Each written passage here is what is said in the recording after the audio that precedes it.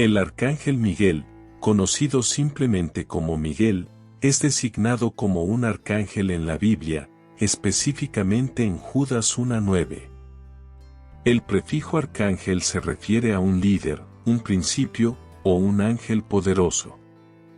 Como resultado, Miguel ascendió a una posición por encima de todos los ángeles y ahora es considerado el primer príncipe del cielo según la jerarquía. En Judas 1:9 se menciona que Miguel, el arcángel, cuando disputaba con el diablo sobre el cuerpo de Moisés, no se atrevió a lanzar una maldición contra él, sino que dijo, «El Señor te reprenda». Es importante recordar que hay solo un ángel en la Biblia que tiene la clasificación angelical de arcángel, lo cual se debe al significado de la palabra arcángel, que implica ser el principio, y este ángel es el más destacado de todos los ángeles santos. El nombre que se le da a este arcángel es Miguel, que significa quien como Dios. Muchos padres, tanto judíos como no judíos, que nombran a sus hijos Miguel, probablemente no son conscientes del significado de este nombre, lo cual es lamentable. Sería maravilloso si los pensamientos y sentimientos de las personas se orientaran hacia Dios cada vez que escucharan este nombre. Como veremos, los hombres que recibieron visitas angelicales a menudo expresaron el deseo de adorar a la creación en lugar de al Creador. Por lo tanto, es natural que el nombre de Miguel, el arcángel, nos invite a volver nuestra mirada hacia el Dios Todopoderoso. Miguel debe permanecer único en su categoría, ya que la Biblia nunca se refiere a los arcángeles como un grupo, sino únicamente al propio arcángel. En el Antiguo Testamento, Miguel parece estar principalmente asociado con la nación de Israel. Dios se refiere a Miguel como el príncipe de su pueblo escogido, siendo de alguna manera el primer ministro en la administración de Dios en el universo, y actúa como el administrador angelical de Dios para llevar a cabo el juicio. En Daniel 12:1 se menciona, en aquel tiempo, Miguel, el gran príncipe que protege a tu pueblo, se levantará. Habrá un tiempo de angustia como nunca antes lo ha habido desde que existen las naciones, pero en ese tiempo tu pueblo será liberado, todos los que se encuentren inscritos en el libro. Él protege y defiende especialmente al pueblo de Dios, sin importar quiénes sean. Además, en Daniel, se le refiere como Miguel, tu príncipe. Pero primero te haré saber lo que está escrito en el libro de la verdad, nadie me apoya contra ellos, excepto Miguel, tu príncipe, Daniel 10:21. Él es el mensajero de Dios para la ley y el juicio. Esta es su función cuando aparece en Apocalipsis 12:7-12, liderando al ejército en su batalla contra Satanás, el gran dragón, y todos sus demonios durante la lucha final de la era.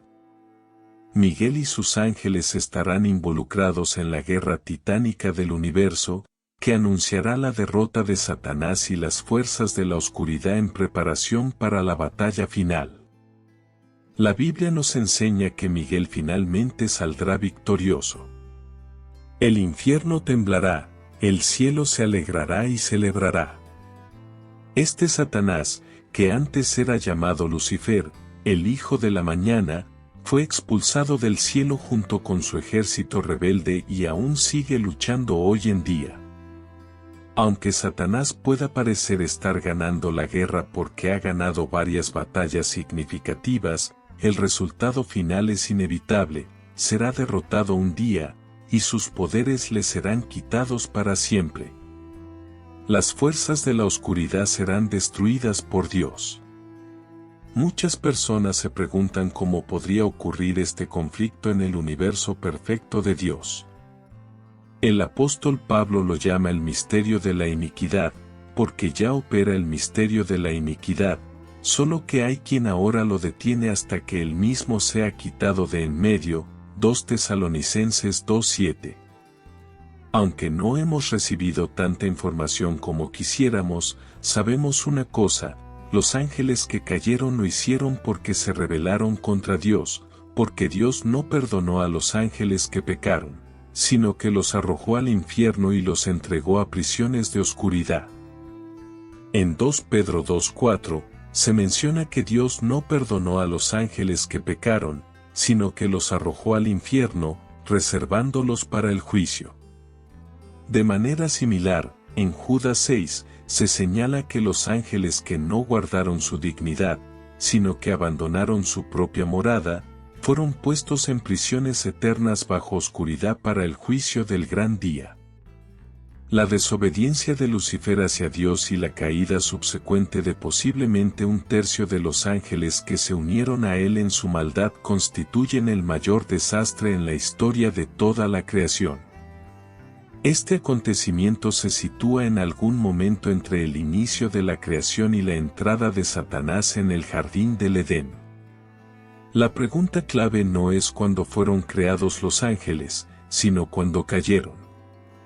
Es difícil imaginar que su pecado haya ocurrido antes de que Dios colocara a Adán y Eva en el jardín, ya que hasta ese momento, incluso la creación angelical era buena. ¿Cuánto tiempo estuvieron Adán y Eva en el jardín antes de que los ángeles cayeran y Satanás tentara a la primera pareja? Esta es una pregunta que probablemente nunca tendrá respuesta. Este hecho parece reflejar una crisis en el mundo actual. Isaías 14, 12-14 registra el origen del conflicto: como caíste del cielo, oh lucero, hijo de la mañana. Has sido derribado a la tierra, tú que debilitabas a las naciones. Tú que decías en tu corazón: subiré al cielo, en lo alto, junto a las estrellas de Dios, levantaré mi trono, y en el monte del testimonio me sentaré, en los extremos del norte. Sobre las alturas de las nubes subiré, y seré semejante al Altísimo. Antes de su rebelión, Lucifer, un ángel de luz, es descrito en términos gloriosos.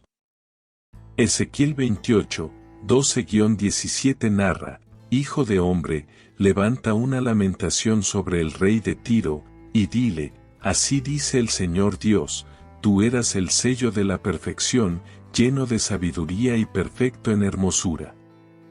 Estuviste en Edén, el jardín de Dios, toda piedra preciosa era tu vestidura: sardio, topacio, diamante, berilo, ónice, jaspe, zafiro, carbunclo, esmeralda y oro.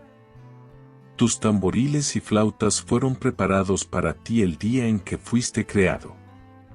Tú eras el querubín ungido que protege, y yo te puse en el monte santo de Dios. Allí estabas, caminabas en medio de las piedras de fuego. Perfecto eras en todos tus caminos desde el día en que fuiste creado hasta que se halló iniquidad en ti. A causa de la multitud de tus contrataciones, te llenaste de iniquidad, y pecaste, por lo que yo te eché del monte de Dios, y te arrojé de entre las piedras de fuego, oh querubín protector. Se enalteció tu corazón a causa de tu hermosura, corrompiste tu sabiduría a causa de tu esplendor, yo te arrojé por tierra, te puse delante de los reyes, para que miren en ti. Algunos creen que cuando el ángel Lucifer se rebeló contra Dios y sus obras, hasta un tercio de las huestes celestiales del universo se unieron a él en su revuelta. Como resultado, la lucha que comenzó en el cielo continuó en la tierra y culminará en Armagedón, con Cristo y su ejército angelical triunfando. Esto explica por qué a Satanás se le llamó estrella de la mañana antes de su caída. En Apocalipsis 12:4, se añade que su cola arrastró la tercera parte de las estrellas del cielo, y las arrojó sobre la tierra. Sabemos que la tierra es el escenario de este conflicto, pero es una lucha que afecta a todo el universo. Es asombroso que tú y yo, con tan poco tiempo en este planeta, desempeñemos un papel en esta batalla de las eras. Es increíble pensar que seres sobrenaturales del espacio exterior estén involucrados en una lucha por este planeta. Todo comenzó en el Jardín del Edén, un lugar ubicado en algún lugar entre los ríos Tigris y Éufrates en el Medio Oriente. La cabeza de Satanás está siendo golpeada y herida a medida que las fuerzas de Dios ganan ímpetu, mientras nos acercamos al final de la era. El arcángel Miguel, en la actualidad, sigue luchando, preparando sus forcas para la batalla final en Armagedón bajo la autoridad de Dios. La última visión de la Biblia es la del cielo. Aunque Satanás es un enemigo derrotado en principio, está claro que Dios aún no lo ha eliminado completamente de la escena mundial. Sin embargo, la Biblia enseña que Dios utilizará a sus ángeles para juzgarlo y expulsarlo completamente del universo cuando Jesús regrese por segunda vez. En ese momento, Miguel, el arcángel, levantará su voz mientras lo acompaña. Además de proclamar las maravillosas noticias del regreso de Jesucristo, también anunciará la resurrección de aquellos que murieron en Cristo. Según 1 Tesalonicenses 4:16, porque el Señor mismo descenderá del cielo con voz de mando, con voz de arcángel y con trompeta de Dios, y los muertos en Cristo resucitarán primero. El profeta Daniel nos presenta a Miguel. Parece que, mientras oraba, Dios envió una respuesta a través de un mensajero que fue obstaculizado en su camino. Pero, como está escrito en Daniel 10:13, Miguel, uno de los principales príncipes, vino para ayudarme. Así, Miguel tuvo que luchar para que la palabra de Dios pudiera llegar. Podría ser apropiado considerar a Miguel como un general, ya que siempre aparece en conexión con algún tipo de batalla espiritual. En su papel de guerrero, Miguel tiene una responsabilidad particular hacia Israel. En Daniel 10:21 y 12:1 se le menciona como el príncipe de esa nación, pero yo te declararé lo que está escrito en el libro de la verdad. Nadie me ayuda contra ellos, sino Miguel, vuestro príncipe.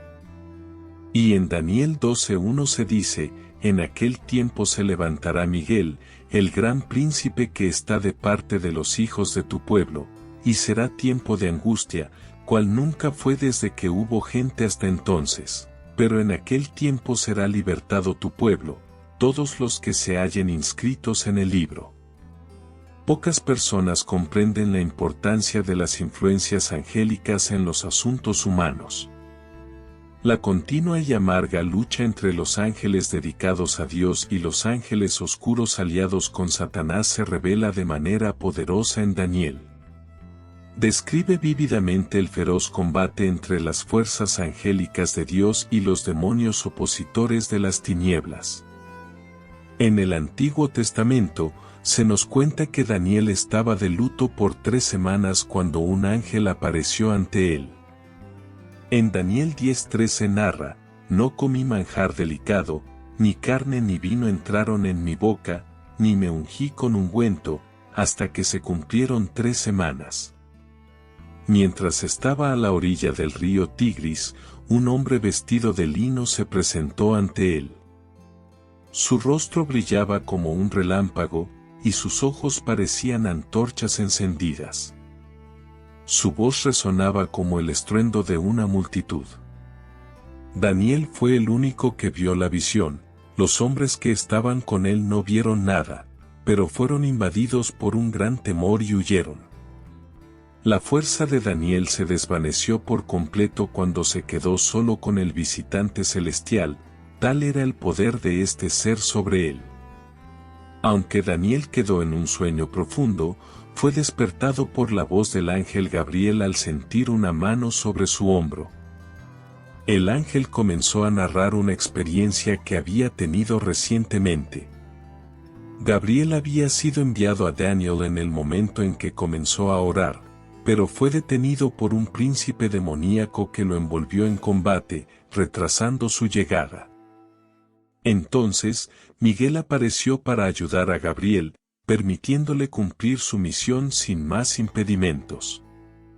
El ángel tenía un mensaje para Daniel, debía mostrarle lo que Dios había previsto que sucedería en el mundo, especialmente en Israel, en los últimos días. Daniel, abrumado, quedó débil e incapaz de hablar, y el ángel lo tocó para fortalecerlo y continuar con la revelación divina. Restaurando sus fuerzas y su capacidad de comunicarse, tras cumplir su deber, el ángel informó a Daniel que regresaría para continuar luchando contra el príncipe demoníaco en la batalla entre las fuerzas del bien y las del mal. Durante todo este tiempo, Daniel no estaba experimentando alucinaciones ni sueños. Él nunca podría ser convencido de lo contrario, pues se trataba de un encuentro genuino con una persona real. Había orado a Dios en nombre de los hijos de Israel, y Dios lo había escuchado. Su sesión de oración de 3 semanas, apoyada por el ayuno, fue un gran éxito. En ese momento, recibió la palabra del visitante celestial, enviado desde el cielo para informarle que su petición había sido atendida. Esta experiencia demuestra que los retrasos no son negaciones y que la voluntad permisiva de Dios está presente en todos los aspectos de la existencia humana. El ángel le dijo: Daniel, muy amado, considera las palabras que voy a decirte y levántate, porque ahora he sido enviado a ti. Cuando me dijo esto, me levanté temblando. Luego continuó: no temas, Daniel, desde el primer día en que aplicaste tu corazón a entender y a humillarte ante tu Dios, tus palabras fueron escuchadas, y yo he venido en respuesta a ellas. Pero el príncipe del reino de Persia se me opuso durante 21 días. Y he aquí, Miguel, uno de los principales príncipes, vino para ayudarme, porque yo había quedado allí con los reyes de Persia. Ahora he venido para hacerte saber lo que sucederá a tu pueblo en los últimos días, porque la visión se refiere a días todavía lejanos. Daniel 10, 11-14. Además de las referencias en el Antiguo Testamento, también encontramos a Miguel mencionado en el Nuevo Testamento. En el pequeño libro de Judas, el versículo 9 lo llama específicamente arcángel y relata su lucha con Lucifer por el cuerpo de Moisés. Con la ayuda del Señor, Miguel salió victorioso. Esta no fue la única batalla entre Miguel y Lucifer, pues Juan nos dice en el libro de Apocalipsis: y hubo guerra en el cielo, Miguel y sus ángeles luchaban contra el dragón, y el dragón y sus ángeles luchaban, pero no prevalecieron, ni se halló más lugar para ellos en el cielo. Y fue arrojado el gran dragón, la serpiente antigua, que se llama Diablo y Satanás, el cual engaña al mundo entero, fue arrojado a la tierra, y sus ángeles fueron arrojados con él. Aquí vemos a Miguel actuando como comandante de un gran grupo de ángeles. Evidentemente, Miguel es el guerrero principal de Dios. Hubo una guerra en el cielo en la que Miguel y sus ángeles lucharon contra Satanás y sus ángeles caídos. Dios usa a sus siervos para enfrentar al ejército de Satanás, que no pudo prevalecer, y no hubo más lugar para él en el cielo. Los ángeles de Dios son imparables. Esta característica refleja la división entre los ángeles y los demonios, pues solo los ejércitos celestiales tienen excelencia en fuerza. En cualquier guerra, los ángeles siempre prevalecen al final, eliminando completamente al adversario. Los ángeles son conocidos por nunca fallar, no hay nada que pueda igualar su fuerza cuando se levantan contra ellos. Son los guardaespaldas más eficaces de los santos. Los ángeles de Dios son invencibles. Esto refleja la división entre los ángeles y los demonios, pues solo los ejércitos celestiales son más poderosos. Bendecid al Señor, vosotros sus ángeles, poderosos en fortaleza, que ejecutáis su palabra. obedeciendo la voz de su palabra. Salmo 103, 20. En cualquier guerra, los ángeles siempre prevalecen al final, eliminando completamente al adversario. Son legendarios por nunca fallar, no hay nada que pueda igualar su fuerza cuando se levantan contra ellos. Son los guardaespaldas más eficaces de los santos. Miguel emerge como una figura central en la protección del pueblo de Dios, ilustrando la confianza en la providencia divina y en la victoria final de las fuerzas celestiales. Y hoy, si deseas reconciliarte con nuestro Salvador Jesucristo porque te has alejado de sus caminos o quieres iniciar una nueva jornada hacia la salvación eterna, comenta aquí abajo y suscríbete al canal. Hasta la próxima jornada.